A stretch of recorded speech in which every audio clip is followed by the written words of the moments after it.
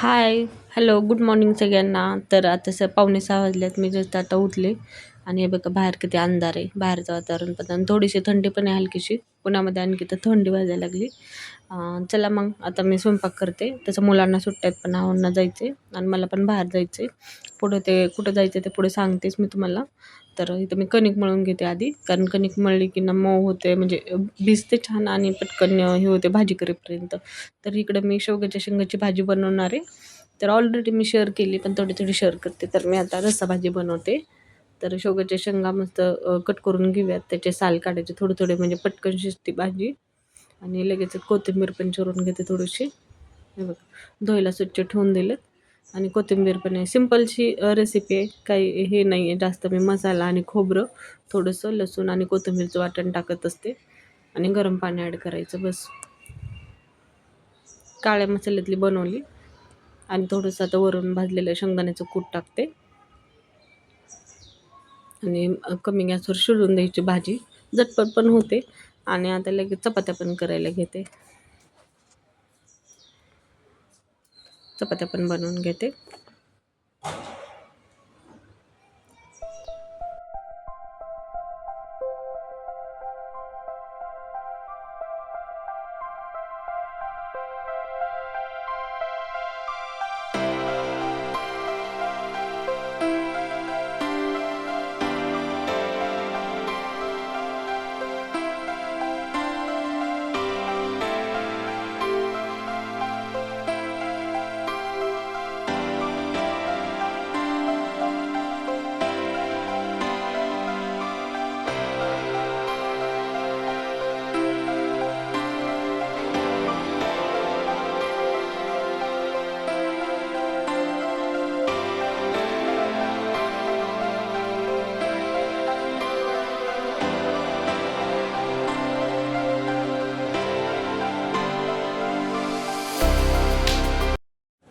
झाल्या चपात्या वगैरे बनवून सगळ्या करून घेतल्या लगेच. हे बघा इकडे झाल्यात चपात्या, इकडे भाजी रेडी आहे आणि स्वयंपाक झाला आहे. आणि जस्ट लगेच मी आवरलं. साडी घातली आज, कारण मी मंदिरात चालली सकाळी सकाळी आज. तर मी सगळं आवरून घेतलं. आणि आता मंदिरातलं काही जास्त शूट नाही करणार, कारण मोबाईल घरीच ठेवून जाणार आहे. चहा घेते फक्त. आणि आज स्वामी समर्थ प्रकट दिन पण आहे. म्हटलं आता लगेच देवपूजा वगैरे पण करून घेते लगेचच.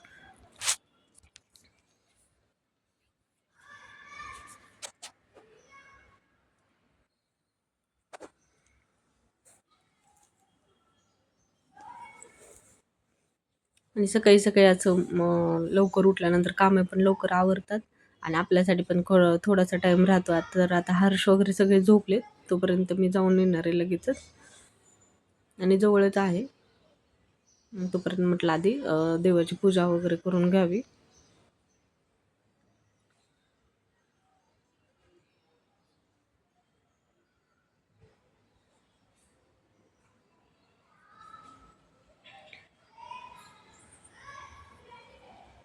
धूप वगैरे लावली आणि लगेच तुळशीला पण दिवा वगैरे लावून घेते लगेच. हे बघा.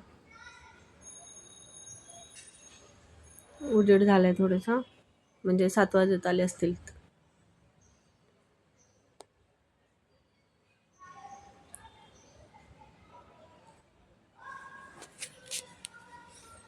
तर ही साडी मी ना कॉटनची साडी, असं उन्हाळ्याचं बरं वाटतं सकाळी, म्हणजे असं कॉटनच्या साड्या ना. आता थोडीशी गरमी होईल आणि थोडी थंडी पण वाजली पुन्हा. पण असं कधी कधी असं सकाळी सकाळी तर कॉटनच्या साड्या छान वाटतात. तर चला आवरले. हे बघा 7 वाजलेत आणि सगळं आवरलं. आता मी निघते. आणि डायरेक्टली मी परत संध्याकाळी डायरेक्ट शूट केलं. परत आल्यानंतर काही शूटच नाही केलं. तर आज मी पावभाजी बनवणार आहे. तर रेसिपी मी शॉर्टला पूर्ण टाकली आहे. मी थोडी थोडी रेसिपी शेअर करते तुमच्यासोबत. तर आता इथं मी सगळ्या भाज्या उकडून घेतलेत. आता मॅश करून घेऊयात. छान शिजलेत आणि कलर पण किती छान आले बघा बीटमुळं.